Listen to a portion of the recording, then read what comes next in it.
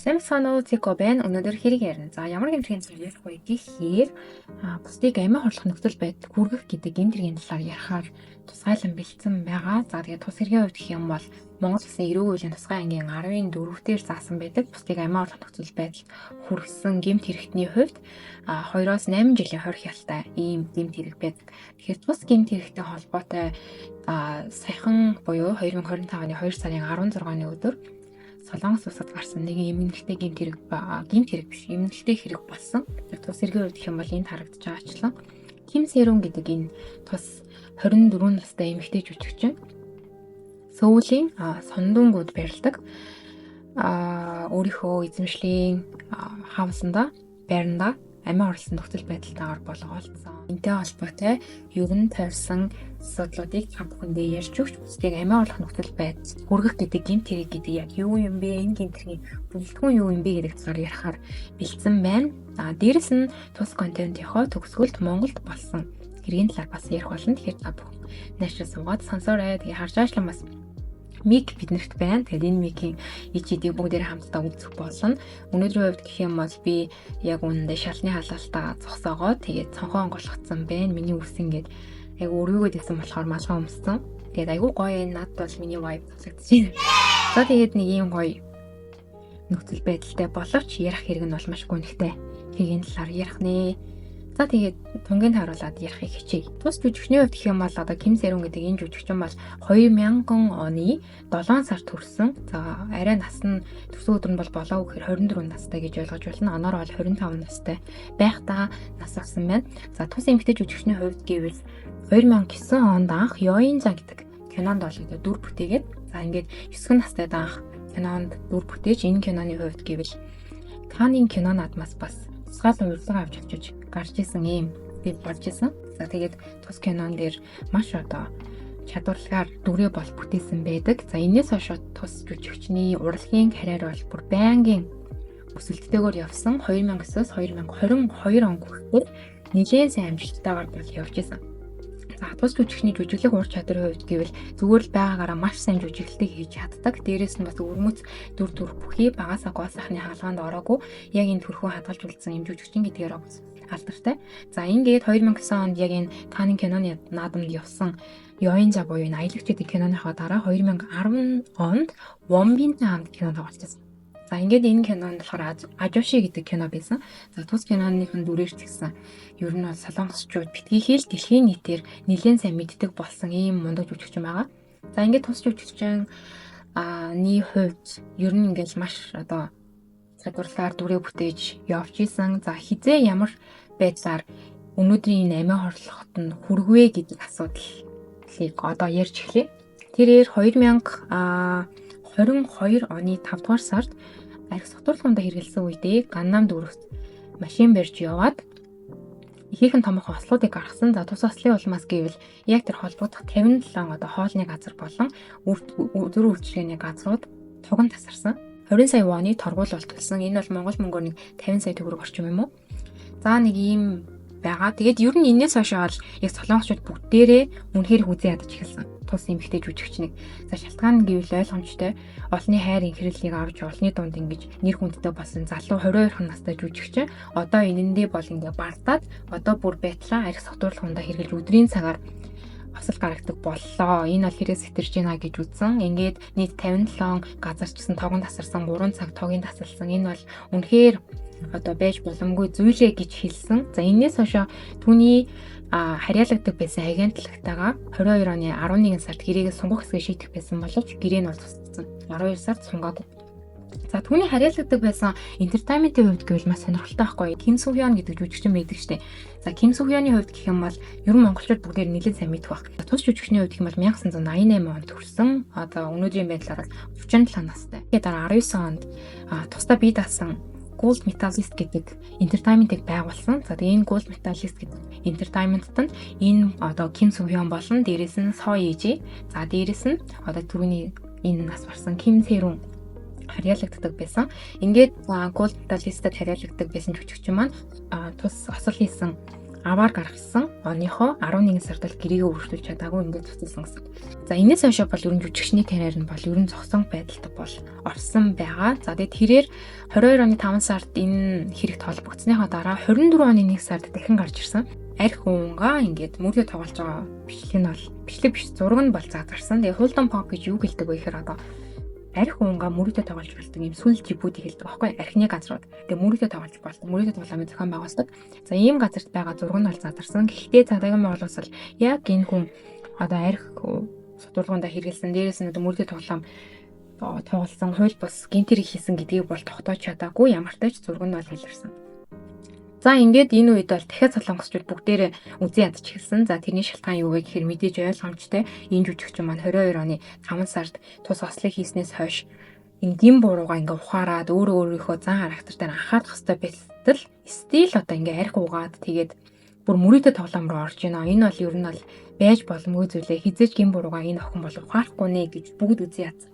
За тэрний дараа 24 оны 3 сард та нар мэдж байгаа энэ Нүнмүрээ яваан гэдэг энэ кино болсон. За энийг бол Queen of Tears гэдэг бүр маш бүүн болсон. Солонгост бол бүр бүх хүмүүс үзсэн. За би бол бүр энэ ялангуяа эхний 10 анги дээр бас 5-аас 5 өгнө. За тэгээ энэ киноны хувьд гэвэл ер нь агуулгаар нь ярих юм бол ийм баян айлын охин. Энэ бол ингээд их зүрийн эзэн баян айлын охин. За энэ эрэгтэй буюу энэ эрэгтэй нь болохоор ерөнхийдөө дундаж амьдралтай гэр бүлээс гарч ирсэн маш ухаалаг одоо ийм хуульч эрэгтэй. Энэ эрэгтэй болон энэ баян эмэгтэй хоёр хоорондоо сууж байгаа.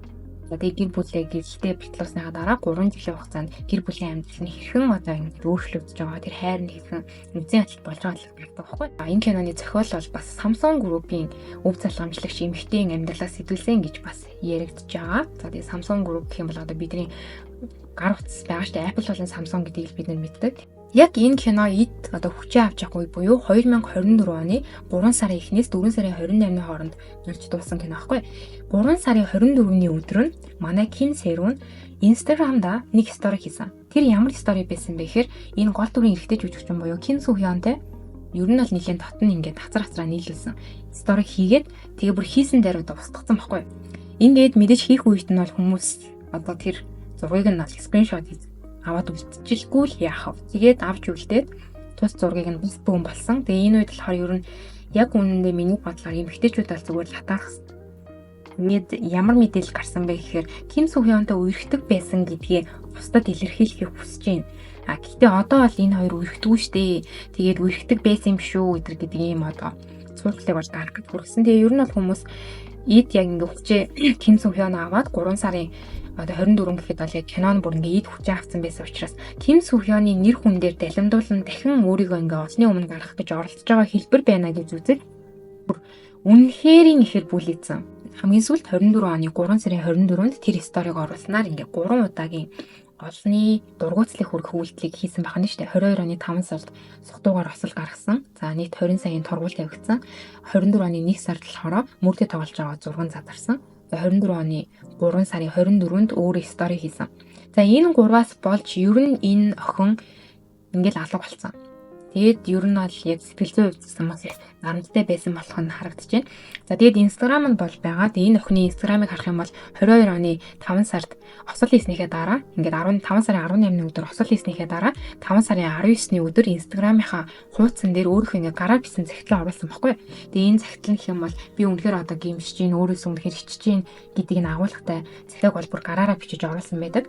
За ингээд 22 оны 5 сарын 19-нд энэ захиаг оруулснаас хойш 23 оны 12 сарын 16-нд энэ зургийг оруулсан. Эдгээр зураг. За энэ хэр ерөөсөө ингээ жилийн дараа дахиж нэг зураг оруулж штэ 22 оны. Ингээд хамгийн сүүлийн зураг гэвэл энэ оны 25 оны 1 сарын 18-ны өдөр оруулсан бас зураг байгаа. За тэгээ энэ зургийг оруулаад тэгээд харамсалтай нь 2 сарын 16-ны өдөр амиа оруулсан байна. Тэгээд ер нь бол яг ингээд энэ охины хувьд ингээд нийгмээс авч байгаа тэр их дарамт нь бол ингээд бүр үгээр хэллэмшгүй байгаа байхгүй. Яг үнэхээр энэ охин ингээд гин буруутай зүйл хуулийн дагуу хууль бус зүйлийг бол хийсэн. Согтуугаар машин барьсан тийм үү. Тэгээ согтуугаар машин бариад тэрнийхээ дагуу ч гэсэн хариуцлага хүлээсэн. 20 саяар торгуулсан. За тэгээ мэдээж одоо ингээ гимшин сэтгэл зүйн үед ямар их гимшил байсан бэ гэдэг нь зүгээр л Instagram-ийн постоос харж болж байгаа байхгүй. Тэгэхээр эргэн тойрны хүмүүс нь бол бүр ихээр мэдэрчээсэн баг. За тэгээ дараа нь гэх юм бол яг тэр 24 оны 1 сард тэр мөрдөд тоглож байгаа зураг нь ирсэн. Яг үнэндээ те одоо яг энэ Солонгост бол яг мөрдөд тоглоомтой холбоотой хуулийн зохицуулт бол нэлээд хатуу байдаг. Нэмээд дээрээс нь хэрхэн яг одоо хуулийн хариуцлага хүлээх вэ үгүй вэ гэдэг нь бол маш нэрийн зохицуулагдсан байдаг. За энэ хэрэг дээр энэ Ким Сэрун гэдэг энэ жүжигчин үнэхээр ял аваагүй байгаагаас харах юм бол энийг бол хууль бусаар яг одоо мөрдөд тоглолтод хамаарна гэж үзэхэд бол төвөгтэй байдал үүсэж байгаа байхгүй. Тэгэхээр нөгөө нэг солонгосчуудын бас нэг хандлага байдаг. Тэр нь бол ингээ бүр үнэхээр монголчууд бол бас сайн мэддэг шүү дээ. Тэрийг бол одоо давуу тал гэдэг талаар нь дэлхийн нийт бол сайн мэддэг. Тэр юу вэ гэхээр нэг алдсан үнийг бол бүр нэлээд дэвсэлж алга болгодог. Солонгосчуудын нөгөө нэг буруу зүйл хийвэл тэрэн дээр нь ингээ бүр дуусан тустлан шүүмжилдэг. Тэгж бүр хизээч гарч ирэх боломжгүй болгодог. Энэ зан характер баланс байна уу гэдэг дээр л асуудал гарч байгаа байхгүй юу. Жишээлбэл сургуулийн хүчирхийлэлд үлдэж байгаа одоо үлдэж байсан хүмүүс бол нэгдүгээр жүжигчид бол бүгдээрээ бандуулдаг ч тийм. Тэгэхээр тэр хүмүүсийн хувьд гэх юм бол яг одоо сургуулийн хүчирхийлэл гэдэг бол мэдээж ойлгомжтой. Үнэхээр аимшигтэй зүйл хүчирхийлэл үлдэн гэдэг тэр сэтгэл зүйн ямар их дарамт стрессийг хүнд бий болгох уу тийм. Эсрэг одоо хөргөж байгаа зүгээс. Гэтэл яг үнэндээ одоо согтуугаар машин барьж явж байгаад бусдад хохирол очруулаад тэр хохирлоо төлөөд тэрэндээ гимшин одоо яг ингэж дахиж одоо гарч ирэхгүйгээр ингээ бүр инеэгч ирэхгүйгээр амьдрын гэдэг бол энэ хоёр яг ингээ хоорондоо бас байланслах уу гэдэг чинь амар сонирхолтой асуудал. Яг энэ солонгосчуудын бүр эцэг хүртэл ингэж нэг талаас хатаарах зангаар ингэж гаргаж ирдэг энэ зан өөрөө энэ эмэгтэйг амиа орлоход хүргэсэн байж болох уу гэдэг асуултанд болж байгаа байхгүй. Тэгэхээр Монгол Улсын эрүүг болон тусгай ангийн 14-р бусдыг амиа орлох нөхцөл байдалд хүрэхэд ямар бүрэлдэхүүнийг Монгол жишээлбэл хангадаг вэ гэхээр штэ. За эрүүгийн хуулийн 14-р эд хөрөнгө, албан тушаал, гэр бүлийн хамаарлагын харилцаа, бусад нөхцөл байдлын улмаас иргэшээлтэй байгаа хүнийг байнга хүчирхийлсэн, доромжилсан, зодсон, хамлан цовоосон, айлган сүрдүүлсэний улмаас амиа орлоход гарцаагүй хүргэсэн бол 2 жилээс 8 жил хүртэлх хугацаагаар 20 хяшиг. Тэгэхээр за мэдээж яг Солонгос Монголын хууль Солонгос хэрэглэдэггүй нь ойлгомжтой. Гэхдээ Монгол байгаа амиа орлоход хүргэх гэдэг энэ заалтын дагуу авч үзэх юм бол мэдээж Ким Сэрүүний үхэл бол солонгосчууд ял хүлээхгүй. Яагаад вэ гэхээр ямар нэгэн байдлаар иргэшилтэй байгаа хүн нь биш учраас. Гэтэл яг ёс зүйн хувьд, ёс суртахууны хувьд солонгосчуудын хувьд хариуцлага хүлээх ёстой юу гэвэл хүлээх ёстой гэж би бол хувьдаа үзэж байна. Сүхён гэдэг тэр эрэгтэй жүжигчний хувьд энэ охин багасаа шүтдэг байсан. За түүний яг бас одоо 7-8 жилийн өмнө өгсөн ингээд ярьцлагыг харахаар эсрэг одоо хамтран ингээд жүжиглэхийг хүсдэг эрэгтэй жүжигчний хувьд гэвэл Ким Сүхён бол байгаа. Ким Сүхён ахс байгаа. Тэгээд яг би юм одоо романтик комеди киног бол сайн мэдгүй ч гэсэн ер нь бол эсрэг төлөлийн жүжигч маань Ким Сүхён байвал гой байх болно. Тэгээд хэдийн надаас ингэ насны зөрүү их ч гэсэн энэ хоёр 12 насны зөрүүтэй байхгүй. Хэдийн надаас насны зөрүү их байгаа ч гэсэн өөрөө тэр ах маань ер нь жоохон young стилтэй, ер нь залуу юм хүн учраас тэгээд энэс юм ярьслага байдаг. Тэгээ ер нь бол яг энэ Ким Сэрүүний хувьд Ким Сүхёнд нэлээд сайн байсан байж болох байгаа. Тийм ч учраас яг тэр одоо Ким Сүхёны тоглосон Нүнмүрийн Яван гэдэг кинон дээр хараад хэн одоо тэр эрэгтэйд дурлаа. Тийм учраас ч гэсэн би энэ хүнтэй харилцаатай байсан шүү гэдгийг нийгэмд харуулахыг хүссэн ч гэж магадгүй. Тийм учраас 3 сарын 24-нд 6 хийсэн баг үүсэхгүй. Гэхдээ энэ нүгэл үү? Энэ одоо гин буруу юу? Та нар боддоо хин нэг хүнтэй харьцдаг байгаад ингээд хамтдаа хацраа нийлүүлж зураг авахулсныгаа бусдад гайхуулахын тулд харуулах энэ нүгэл үү? Яагаад энэ дээр ингээд амар бүлэдэж байгаа юм болоо тий? Зүгээр л энэний цаана бол хатаархал байгаа байхгүй цэвэр хатаархал. За тэгээд энэ охины хувьд гэвэл 2025 оны 2 сарын 16-ны өдөр нас барсан гэж штэ. Энэ 2 сарын 16 нь жүжигчин Ким Сүхёны төрсөн өдөр байдаг. Тэгэхээр 25 оны 2 сарын 16 гэхээр Ким Сүхёны 37 насны төрсөн өдөр байсан. Тэгээ 37 насны төрсөн өдөр дээр нь ер нь амиа хорлсон. Тэгээд ингээ 24 наснда амиа хорлоод одоо ингээ байхгүй заяа. Би тэгтээс нь уйлах гэдэг. Окей тэгээд энэ яриага ингээ дуусгая. Надад амар хэцүү санагдчихсан. За тэгээд тийм байна. Тэгэхээр ер нь аль бид нар бас ингээд нэг нэгэндээ хайртай байх хэрэгтэй байна. Тэгээ ер нь хин нэг доромжлох, хин нэг одоо занал хийлэх, хин нэг дарамтанд байлгасан тохиолдолд бусдыг амиа орлох нөхцөл байдал хүргэх гэдэг гинт хэрэг болдог шүү гэдгийг л хэлхийг хүссэн. Уучлж болох алдаа байсан гэж би бол хувьдаа үзэж байгаа. Гэтэл тэгээд хатаарчлахаа улмаас бүлээцээр байгаа энэ охиныг ингээд харамсалтайгаар амь насыг солонгосчууд хохируулаа. Тэгэхээр миний хувьд гэх юм бол ямар зорилготой байна гэхээр за саяны ярьсан кейс бол бусдыг амиа орлох нөхцөл байдалд хүргэх гэмт хэрэг болохгүй. Гэхдээ миний зүгээс бол нийгэм болон ёс суртахуун ёс зүйнхийн хувьд бол хүнийг амиа орлоход хүргэсэн гэж ярьж штэ. Яг бодиттой амиа орлоход хүргэх кейсийг та бүхэнд одоо ярьж өгье. За энэ бол Монгол улсад болсон хэрэг байгаа. 2020 оны 6 сарын 22-ны өдрийн улсын дэд шүүхийн тогтоолтой хэрэг. За хэргийн товчийг та бүхэн тайлбарлая гэх юм бол ТН эхнэр СБ-ийг 2012 оны 8 дугаар сар, 2004 оноос 18 оны 3 дугаар сар хүртэл хугацаанд эд хөрөн гэр бүлийн хамаарал бүхий харилцаа бусад нөхцөл байдлын улмаас иргэшээлтэй байгааг далимдуулан байнга хүчирхийлж доромжилсан, зодсон, тамлан цовоосон айлгын сүрдүүлсний улмаас 2018 оны 4-р сарын 10-ны өдөр хохирогч амиа алдсан гэмт хэрэгт холбогдож шалгагдсан гэсэн. ТЭ-ийн хувьд гэх юм бол нөхөр нь СБ-ийн хувьд гэвэл эхнэр нь гэж ойлгоно. Энэ хоёр дундаасаа 3 хүүхэдтэй. 3 хүүхэд нь тухайн шийдэх тогтоолыг гаргах үед бол бага насны хүүхэд байсан. Тэгэхээр 7-оос бага настай байсан гэж ойлгоно гэсэн үг. За тус хэргийн тухайд бол прокуророос эрүүгийн хуулийн тусгай ангийн 14-ийн 1 буюу бусдыг амиа орлох нөхцөл байдал хүргэх гэмт хэргийг дээр зүйлчлэхдээ хамгийн бага ял буюу 2 жилийн хорих ялыг оноосон. 2 жилийн хорих ялыг нээлттэй хорих ангид оногдуулахаар бол оноосон баг. За ингээд энэ гэмт хэргийн хувьд ерөнхийдөө одоо шүүгдэгчийн болон шүүгдэгчийн өгдөг тайлбар, шүүгдэгчийн өмгөөлөгчийн гаргаж байгаа өмгөөллийн үгс зэргээс харах юм бол ямар тайлбарууд байдаг вэ гэхээр шүүгдэгч бол ерөөсөө гин буруугаа хүлээн зөвшөөрдөггүй. Миний буруугаас олж эхнэр нь буюу би энэ амиа орлсон гэдгийг бол хүлээн зөвшөөрөхгүй гэж эцэг хүртэл тайлбараа гаргаж бол мэтгэлцсэн байдаг. Амиа орхичийн хувьд гэх юм бол ерөнхийдөө ямар нөхцөл байдалтай байсан бэ гэхээр сэтгэл зүйн хувьд асуудалтай байсан. Сэтгцэн эрүүл мэндийн үндэсний төвд үзүүлжсэн. За дээрэс нь энэ хүний хувьд оншийг нь тавих юм бол стресст үзүүлэх хожуу буюу унжирсан хариу урвалын эмгэгтэй байсан гэдэг энэ хариу гарсан. Энэ эмгэгтэйгийн хувьд гэвэл хэргийн материалд авахсан нотлох баримтуудаар ингээ харахаар сэтгэл санааны тогтворгүй байдалд бол орсон байсан. За тэгээ дээрэс нь хэрэгт авахсан одоо өөрийн бичсэн захидал байдаг. Тэр захидал болон бичлэгүүдийг харахаар амьдрах хүсэлгүй байгаа тухайга тэр бичлэгэн дээр бол ярьсан байдгийн байна лээ.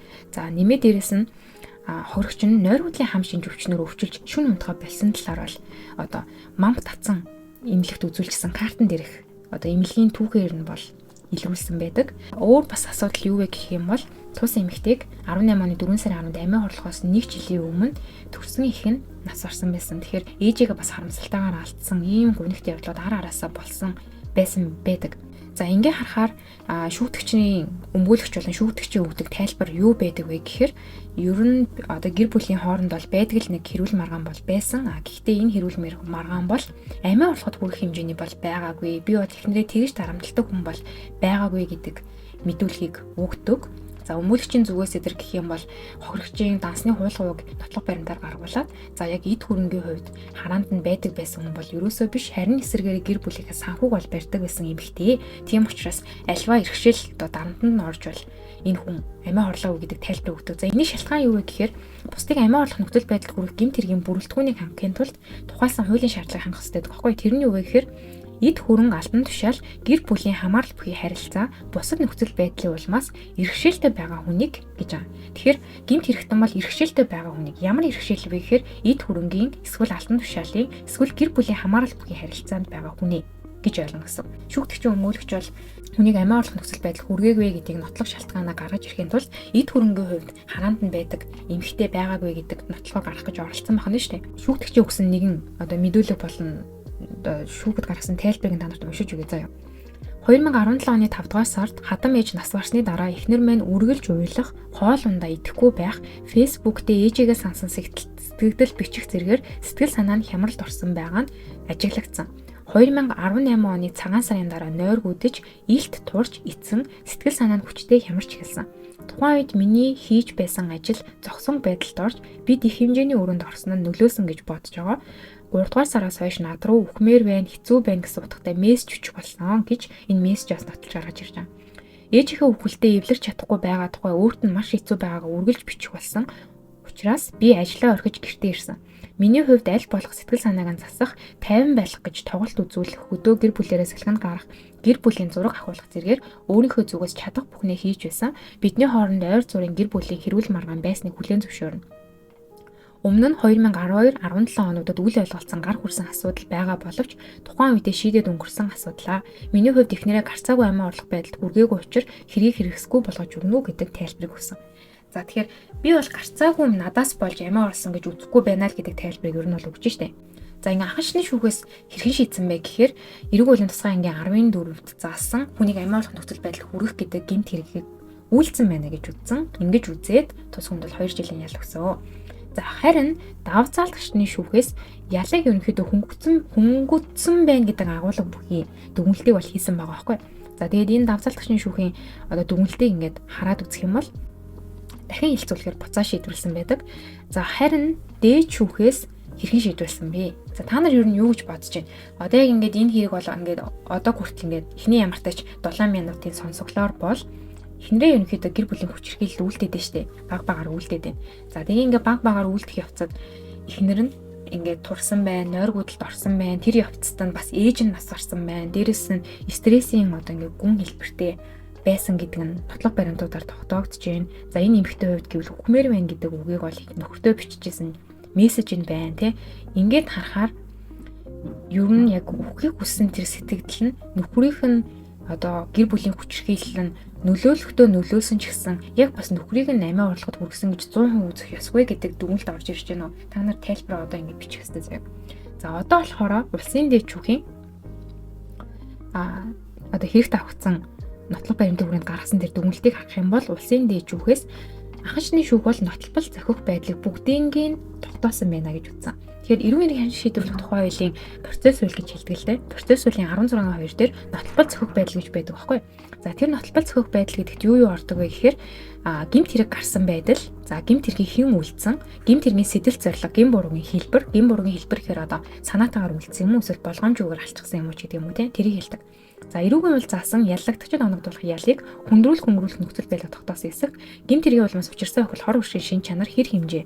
За гэмт хэрэг үйлдэхэд нөлөөсөн шалтгаан нөхцөл гэдэг эдгээр 6 зүйлийг заавал нотлох хэрэгтэй байдаг. Энэ 6 зүйл бүгд нотлогдсон байна гэж улсын дэд шүүхээс үзсэн. За тэгээд сая бол ерөнхийдөө яг үнэндээ шүүгдэгч талын тайлбаруудыг би та нарт ярьж өгсөн шүү дээ. Шүүгдэгч юм бол шүүгдэгчийн тайлбар. Гэтэл энэ хэрэгт бусад гэрчүүдийн мэдүүлгүүд бас авагдсан. За ерөнхийдөө бусдыг амиа орлоход хүргэх нөхцөл байдлын хувьд гэх юм бол яг илэрхий камерын бичлэг болон зураг дүрс байхгүй тохиолдолд гэрчийн мэдүүлэг маш чухал үүргийг гүйцэтгэдэг. За ингээд энэ хэрэг дээр цугларсан одоо найз болох им Б нарын гэрчийн мэдүүлгүүдээс эхлээд та нарт уншиж өгье. 2017 оны өвөл цагаан сараар найзаандаа очиход ховрогч маш их айсан байдалтай гэрээсээ гарахгүй хаалхаа хурдан төгжчих гээд маргааш өглөө явж чадахгүй цагдаа дуудсан гэж мэдүүлдэг. Муудалцаад зоддог, эргээд уучлах гуйдаг, дахин зоддог амьдрал байсан. Ингэж амьдрсны эцэст амиа хорлоход гарцаагүй хүрэх нөхцөл байдал бий болсон. 2018 оны 3 дугаар сарын 20-ны өдөр талигаач Хинтээ аймаг руу эгчдүү нарын хамт явж байхдаа эгчдүү нартай хэлсэн гэсэн үг. Цагаан мах эргээд байрны өрөөнд халуун усанд сууж байхад ирж толгойг нь усанд дүрээд амьсгал хураахын наан гаргасан. Чих хамар руу ус орж чих дөнгөнээд байна гэж яриад уйлсан байдгийг эгч дүүнэр нь мэдүүлдэг. Мөн тухайн өдөр найз Ариун Туяагийн ярьсан яриа. Ариун Туяаг 2020 оны 3 дугаар сарын 20-ны өдөр буюу хохирогчийг нас орохоос 20 хоногийн өмнө ахна штэ. Над руу залгаад юм ярьж чадахгүй уйлж байгаа тасалсан. Хэсэг хугацааны дараа тайвширсан байх гэж бодоод залхахад намайг усанд дүрж ийм байдалд хүргэсэн. Би 5 давхрын татнаас үсэрч амиа хорлох гэсэн боловч хүүхдүүд нүдэнд харагдаад чадсангүй гэж ярьсан гэдэг мэдүүлэг. За дээрэс нь мөн Зуслангийн найз гэрч Цэрмагийн мэдүүлэг байна. Талиагачийн ээж нь миний охин энэ хүний гарт өгөх нь хүүхэдтэй санаа зовоод байна гэж ярьж байсан. Ээж нь бол нас орсон шүү дээ. Нас орохоос өмнө ингэж ярьдаг байсан бахна. Энэ ярианы дараа ажиглаад байхад сардааны удаа зоддог байсан. 2017 оны зун Талигачийн охин аав ээжийг зодоод байна туслаач гээд гүйж орж ирсэн. Эртэн охид ээж Талигачийг багалзуурсан байдалтай байсан ба татаж байж би салгасан гэдэг мэдүүлэг. Чин эхийн гар утасны мессеж хэрэг тас авагдсан байгаа. Тэгэхээр шүүгдэгчид нь хэн бэ гэхээр гэмт хэрэг үйлдэж буруутгагдж байгаа ТЭ буюу нөхөр нь. Тэр нөхрийнх нь ээж нь хүүдээ бичсэн мессеж байсан. Энэ мессежийг уншихаар санаа зовж байна. Эхнэрээ битгий зодоорой гэдэг үг байсан. Тэгэхээр эхнэрийг зоддог гэдгийг одоо хохирогчийн хадам ээж болох гэмт хэрэгтний зүрсэн ээж нь мэддэг байсан буюу эхнэрээ зоддог гэдгийг нь ойлгол битгий зодоорой санаа зовж байна гэдэг үгийг харах юм бол байнгын хүчирхийлэл зормжлол байсан гэдэг нь бол харагдах үйс байгааз. За үүнээс харахад бол ер нь прокурор бол байнга муудалцаж зоддог их нөхцөл байдлыг бол тогтоогцоо гэж үзэж ялгартан үйлдүүлсэн гэсэн. За дээрэс нь яг одоо нэг өөрсдийг нь амьдардаг байрных нь хуршүүдээс цадаагийн байгууллага бол мэдүүлэг авах гэж оролцсон. Гэхдээ энэ үед бол бид нар оцонд гардаг юу болдог талаар мэдэхгүйгээд мэдүүлэг өгөхөөс хурш нь бол татгалцсан. Ер нь та нар энэ талаар юу гэж бодож байна? Та нар ийм хүний хурш байсан бол үнэхээр одоо нөхөр нь эхнэрийг ингэж зодоод байгаа нь. За эхнэр нь нөхрийгөө ч зодож болно тийм үү? Гэр бүлийн хүчирхийлэл үйлдэгдээд байна гэдгийг мэдээд хин нэг нь нас орчлаа хэд тэр үед та нар цадаагийн байгууллагад мэдүүлэг өгөхөөс татгалцах уу? Гэрчийн хувьд мэдүүлэх хөөс татгалзах тохиолдлын хувьд одоо үндсэн хуулиар суурин тавигдж байгаа л да. Монгол Улсын үндсэн хуулийн 16 дугаар зөвлөн дээр Монгол Улсын иргэний эрхийн талаар заасан байдаг. Энэ эрхийн 14 дахь хэсэг дээр бол одоо яг үндсэн хуулийн эрхийг бол ингээ хуульчилсан байгаа. Би одоо тэрийг та нарт уншиж өгье. Монгол Улсын 16-гийн 14 дээр өөрийн болон гэр бүлийн гишүүд эцэг их үр хүүхдийнхээ эсрэг мэдүүлэг өгөхгүй байх хэрэгтэй. Гэтэл одоо сая жишээлбэл ингээ хүн шайлын эрэгтэй эмэгтэй хинч байдгийн хүн байна штэ. Энэ хүн бол мэдүүлэг өгөхгүй гэж татгалзаж штэ. Гэтэл энэ хүнд бол мэдүүлэг татгалзах хэрэггүй байхгүй. Хинт ирэх байдаг вэ гэхээр өөрийнхөө болон гэр бүлийн гишүүд эцэг их үр хүүхдийнхээ эсрэг мэдүүлэг өгөхгүй байх гэдэг л ирэх байгаа. Зүгээр яагаад энэ хуршөөс мэдүүлгийг өгөхөөс татгалцсанд нь цадаагийн байгууллага мэдүүлгийг үргэлжлүүлээгүй вэ гэхээр эдгээр гэрч гэж хэнийг хэлдэг вэ гэдэг зохицуулт байдаг. За гэрчийн хувьд гэх юм бол эрүүг хэрэг хянах шийдвэрлэх тухай буюу процесс үйл дээр гэрчийн зохицуултыг 9-6 дээр зохицуулахдаа эрүүг хэрэг хянах шийдвэрлэхэд ач холбогдол бүхий нөхцөл байдлыг мэдэж байгаа хүнийг гэрч гэнэ. Тэгэхээр яг тэр тухайлсан одоо гинт хэрэг гарсан гэдгийг мэдэж байгаа хүн гэдгийг хуршөө одоо тогтооно гэдэг бас төвтэй. Яагаад тэгэхээр үнэхээр энэ хуршийн хэлгээр зэн хаяа нэг таардаг. Үнэхээр сайн мэддэггүй. Эсвэл одоо ханаа нь үнэхээр зузаан учраас гэр бүлийн хүчрэл үлдээд байгаа мэддэггүй ч юм. Саний гэрчийн мэдүүлгийн үед бол ингээд татгалзах хэрэг нь сая бол ингээд хамгийн байж болох хувилбар гэвэл үнэхээр мэдчихсэн гэдэг цадаагийн болоод тогтоож чадахгүй байгаа болохоор мэдүүлэг өгөхөөс нь татгалцсныг хүлээн зөвшөөрч байгаа байхгүй. За тэгээд ер нь бол дээч хүүхээс бол 2 жилиг бол баталгаажуулсан. Тэгээд ингээд ялаа нээлттэй хорхон ингээд идэл ёстой гэж үзсэн байна. За тийм мэдээж миний асуулт тавигдсан. Тэр ямар асуулт вэ гэхээр та нар юу гэж бодож байна вэ? Энэ гэмт хэрэг дээр үнэхээр шүүгдэгч буруутай гэж бодож байна уу? Сэтгэл зүйн хувьд дарамтыг нь одоо үүсгээд байгаа тэр эхлэл нь өөрөө нөхөр байсан гэж бодож байна уу? Аль эсвэл сэтгэл зүйн дарамт нөхрийн хүчрхийлэл бол байдаг. Гэхдээ тэрний хажуугаараа сэтгэл зүйн дарамт нь үүссэн учраас 50-50 гэж шийдээд тэгээ мэдээж сэжигтэн ялгагдчихад ашигтайгаар гэдэг утгаар нь цагаатан шийдэх ёстой байсан гэж үзэж байна уу? Энэ тайлбарыг бас бичээрэй. Гэр бүлийн хүчрхийлэл гэдэг нь зөрчил бас байж болдог. Тэгээ гэр бүлийн хүчрхийллийн одоо нэг удаа зохиолч юм уу те ингээд гарын шалблах за эсвэл одоо ингээд боомлох гэдэг эдгээр үйлдэлүүдийн хувьд гэвэл гэмт хэрэгээс хэрхэн ялгардаг вэ гэхээр гэр бүлийн хүчрхийлэл болохын хувьд одоо эрүүгийн хуулийн тусгай ангийн 11-ийн 7 дээр зохицуулдаг байхгүй 11-ийн 7 дээр гэр бүлийн хүчрхийлэл үлдэх гэдэг гэмт хэрэг байгаа. За тэгээ энэ 11-ийн 7-гийн гэр бүлийн хүчрхийлэл үлдэх гэмт хэрэг болохдоо гэр бүлийн хамаарал бүхий харилцаатай хүнийг байнга зодсон, харгас эрсдгийг харьцсан, догшин авирсан, авчлаасан тохиолдолд дээрээс нь тэтгэвэр тэтгэмж хуваарт болон дундын төрийн эзэмших ашиглах захиран цацуулах гэхэд нь халтсан бол үүнийг гэр бүлийн хүчрхийлэл үлдэх гэмт хэрэг гэж үздэг. Эндээс ингээ харах юм бол би сая уншиж өгснийг дахиад ингээ уншиж өгвөл гэр бүлийн хамаарал бүхий харилцаатай хүнийг байнга гэдэг үг гэдэг. Харин зөрчил болохын хувьд бол байнга биш нэг удаа үлдсэн нь зөрчил болоод байнга гэдэг ойлголт нь одоо яг ингээд зодсон үйлдэл нь 3 ба түүнээс дэш болох юм бол байнга гэдэг рүү ороод гэмт хэрэг болдог. Дээрээс нь ч бас хүн илт хугацаатай цаг хугацааны хувьд 1 жилийн дотор үргэлжлүүлсэн хөдөлгөөлтэйгээр зодсон байх үгүй юу гэл ингээд бүгд яригдана л та. Зүгээр энгийнээр хэлэхэд ямар ч тач 3 удаагийн зөрчлийн үйлдэл гэмт хэрэг болдог. Зөрчил гэхээр одоо жишээлбэл тээврийн хэрэгсэл барьж явж байгаад гэрлээ тохиохгүйгээр эргэх юм уу? Энийг бол зөрчил гэж хэлдэг штеп. Тэгэхээр яг энтэй адилхан зөрчил гэж үздэг. 3 удаа болох тохиолдолд гэмт хэрэг болдог. Энэ болгоод урд нь зөрчлөөр хандж байгаагүй учраас яг энэ хүн тухайн үед зөрчил үйлдэлжсэн гэдгийг нотлоход төвхтэй байдал үүсдэг. Харин урд нь цадаагийн болгоод хандсан байсан тохиолдолд 3 удаагийн дуудлага байна. Тэгэхээр эдгээр дуудлагуудаар дандаа зөрчлийн хэрэг дээр хариуцлага хүлээсэн байна. Тийм учраас одоо л гэмт хэрэг болчихжээ гэж шийддэг гэсэн үг ээ. Тэгээд яг хөө зүгээр одоо ингээд хүмүүсийн нэг хоёр утгаар ойлгох байна. Гэр бүлийн харилцааг дороодуулах талаар юм яриад байна гэж бодож иж магадгүй. Би зүгээр хуулийн дээр тийм байдаг шүү гэдгийг хэлсэн шүү заяа. Тэгэхээр зөрчлийн тухай хуулийн дагуу 3 удаа гэр бүлийн хүчирхийллийн зөрчил басан тохиолдолд байн гэдэг үйлдэлтэй ордог. Ингэсэн тохиолдолд гэмт хэрэг болж эрүүгийн хариуцлага хүлээдэг. Эрүүгийн хариуцлагын хувьд гэх юм бол 6 сараас 1 жил хүртэл хугацаагаар зөрчилдөхийг хязгаарлах, эсвэл 6 сараас 1 жил хүртэл хугацаагаар хорих ялтай байх нэ. За тэгээ энэ гэмт хэргийг хүүхэд, жирэмсэн эмэгтэй, ахгүй настай хөгжлийн бэрхшээлтэй хүний эсрэг үйлдэлсэн тохиолдолд хүндрүүлэн зөвшлөгддөг. 6 сараас 2 жил хүртэл хугацаагаар хорих ялаар шийдэгддэг байгаа. За тийм байна. Тэгэхээр өнөөдрийн контентын хувьд гэвэл бусдыг амиа орлох нөхцөл байдал хүрэх гэдэг гэмт хэрэг байсан. Гэхдээ гэр бүлийн хүчирхийллийг нэмэлтээр ярьчлаа. Sorry. Тэгээд гэр бүлийн хүчирхийлэл, амиа орлоход хүрэх нөхцөл байдал хоёр бол яалтчгүй холбож ярихаас өөр аргагүй сэдв бас байдаг л да. Тэгээд бусдыг амиа орлох нөхцөл байдал битгий хүргээрээ энэ гэмт хэрэг үйлдэхээс сэргийлж зогсоорой.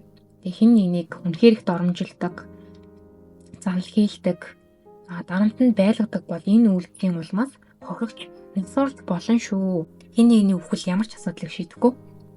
Тэгэхээр тэрийг л сайн анхаарах хэрэгтэй. Тэгээд ийм нөхцөл байдалд байгаа хохирогч бас байдаг бол эргэн тойрноос тусламж хүсээрэй. Өөрийнхөө сэтгэл зүйн байдалд үнэхээр хүнд байна гэдгийг мэддэг. Ер нь бол хүн мэддэг. Яг сэтгэл зүйн маань үнэхээр хэцүү байна гэдгийг мэддэг. Гэхдээ эргэн тойрныхон бас ахуй амьдралдаа баригдаад бас яг сайн тусалж чаддаггүй ойлгож байна.